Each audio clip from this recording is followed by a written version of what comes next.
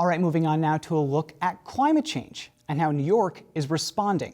About 2 years ago, New York set a series of goals related to climate change, and they're really ambitious. Like one requires zero emissions electricity by 2040. And now the state is drafting a plan on how to achieve those goals. It's called a scoping plan. The state's Climate Action Council is creating that plan and ways to transition New York away from fossil fuels. And a big part of that plan is moving away from gas-powered vehicles and investing in renewable energy.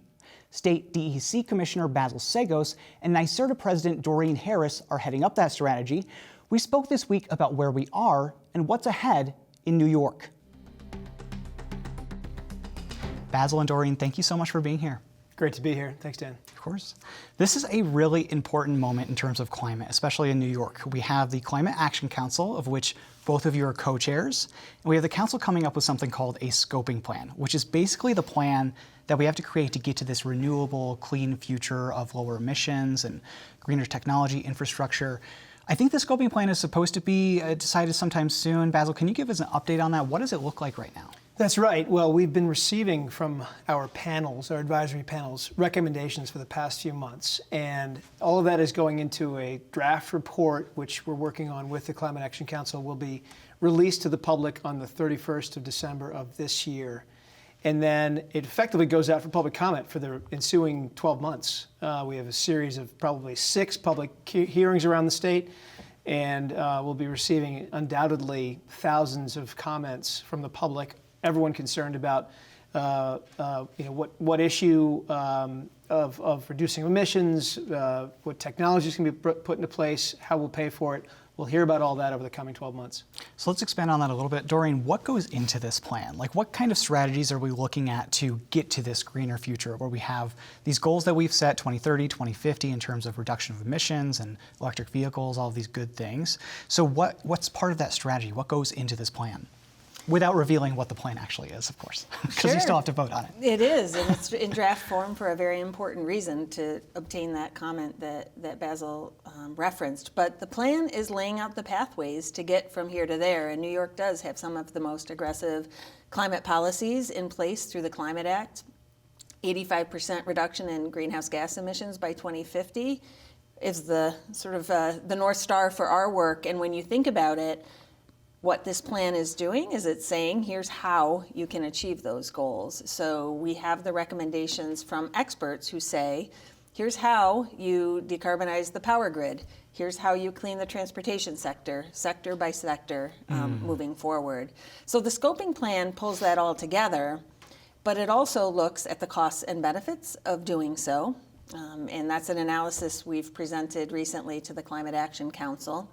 And then it also looks at some of the trade-offs. In large part, probably 90% of the pathways are the same to get from here to there, but then there are some decisions we're going to have to make to get to what I would call the last mile of that decarbonization pathway. So you mentioned the sectors, and there's a lot of different things to think about here, from transportation to heating our homes, all of these good things. Is there one that is worse than others in terms of emissions? I have a feeling it's our cars that we're driving, but you tell me. According to the analysis and using the accounting framework that we're required to through the Climate Leadership and Community Protection Act, it's actually buildings. Buildings are one of the largest contributors. Transportation is right up there too, certainly. The two of them together are a majority of our emissions. And frankly, some of the biggest challenges we have in achieving our goals. So buildings in terms of heating those buildings and electricity?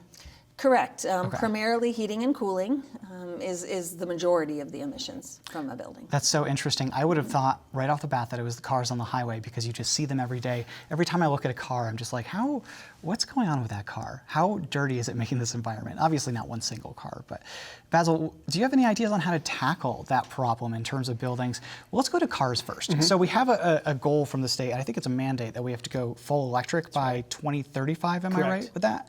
How do we do that in terms of transitioning away from these gas-powered cars, these diesel-powered vehicles, and going to that full electric in less than 2 decades? Right. Great question. I think that transition is very much underway already.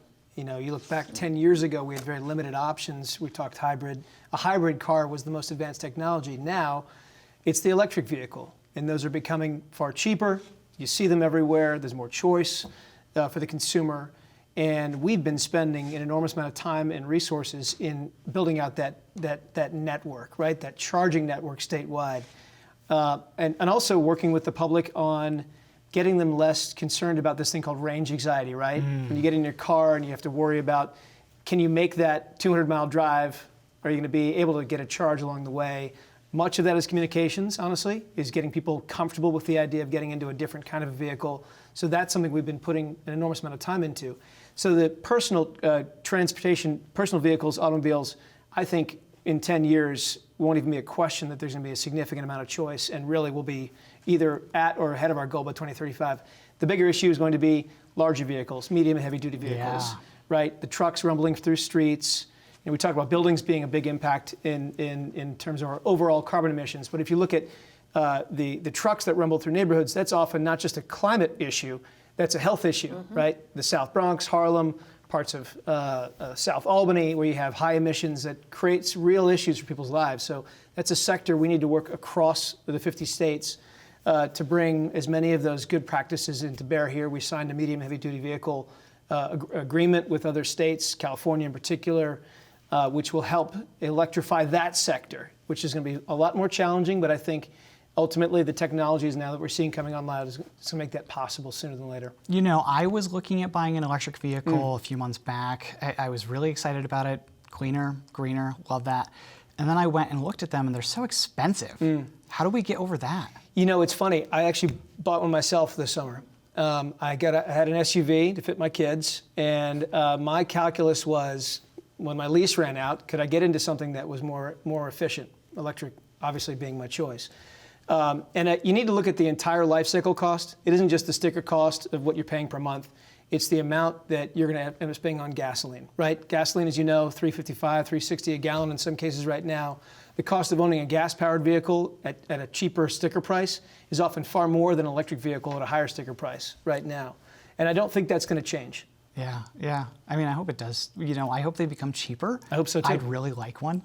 I hear exciting models are coming soon from all the big companies talking about really, family-friendly vehicles, cheaper vehicles that are going to be plug-in. Friendly for my dogs. Exactly. Doreen, let's talk about renewables for a second. So part of this strategy has to be renewable energy, right? So we're looking at solar, wind power, geothermal, all of these things. Where is New York targeting that strategy? Are we looking at solar being the main driver here? I know we're investing a lot in wind energy too. Where is our focus? Sure. If you hadn't heard yet, one of the major elements of achieving these goals is electrification. Yes. Electrification of buildings, electrification of transportation, et cetera.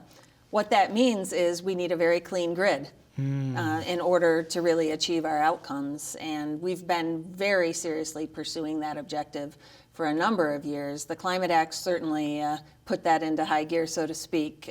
Goals like 70% renewables by 2030, 100% zero emissions by 2040. That's been an investment that NYSERDA has been making for a number of years, and we're really seeing that come forward in an exciting way.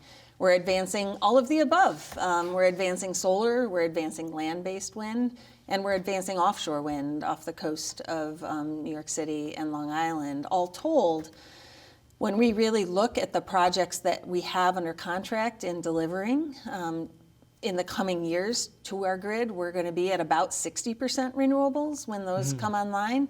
So we're making really, really good progress in that respect, but it's a very necessary precursor to the other objectives that we seek. Yeah, I wish I could just fast forward 20 years and see where we are, because I just want to get there, you know? Listen, I mean, these projects they're big projects, they're complex projects, they take a number of years to develop responsibly and cost effectively, but the investments we made 4 or 5 years ago are coming to fruition. This summer alone, we had 20 large-scale projects under construction across upstate New York. Great. And when we look at the pipeline, there's 80 to 90 more to come. It's really, really impressive. Yeah, I feel like this is just such an exciting time in terms of climate. Just in the past 10 years, I feel like things have really, really developed quite a bit. But we will leave it there. A lot to talk about, but can't get through all of it. Doreen Harris from NYSERDA, Basil Seggos from the DEC, thank you both so much. Thank you.